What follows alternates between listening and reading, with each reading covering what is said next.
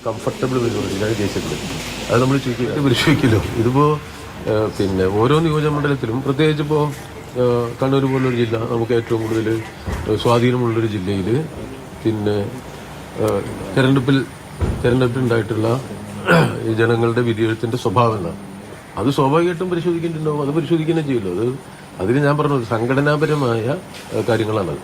ഒരു തെരഞ്ഞെടുപ്പിന്റെ രംഗത്ത് രൂപപ്പെട്ടു പോകുന്നുണ്ട്. CPM പോലുള്ള ഒരു പാർട്ടിയിൽ നിന്ന് ആളുകൾ പുറത്തുപോയി പിന്നെ UDF-നോട് കൈകോർത്ത് മത്സരിക്കുന്നു. ചിലർ ജയിക്കുന്നു, എല്ലാവരും ജയിച്ചിട്ടില്ല.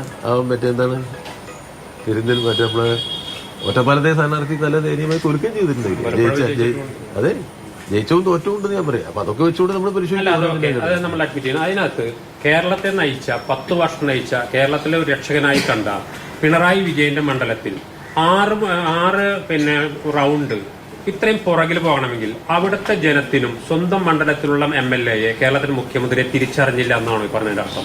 അല്ല, ഈ വോട്ടെണ്ണം വിളി റൗണ്ട് നോക്കിയിട്ടൊന്നും അതിന്റെ ജനവിധി നമുക്ക് എടുക്കാൻ പറ്റില്ല. 1-ാം റൗണ്ടിൽ ജയിച്ചു, 2-ാം റൗണ്ട് അവസാനം ജയിച്ചതാ.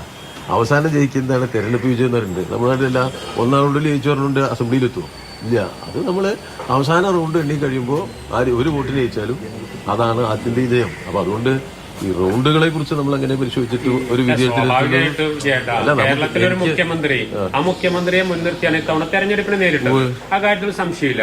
ആ മുഖ്യമന്ത്രിക്ക് കേരളത്തിലൊരു ഈ 14-17 റൗണ്ടുകളിൽ 6 റൗണ്ടിൽ പുറകിൽ പോകുക എന്ന് പറഞ്ഞാൽ അതൊരു ജനത്തിനെതിരല്ല, അത് പരിഗണിക്കേണ്ട കാര്യമില്ല, അത്ര നിസ്സാരവൽക്കരിക്കാൻ കഴിയും. അത് ഞാൻ മറുപടി പറഞ്ഞതിന് ശേഷം അതേ ചോദ്യമാണ് ചോദിക്കുന്നത്.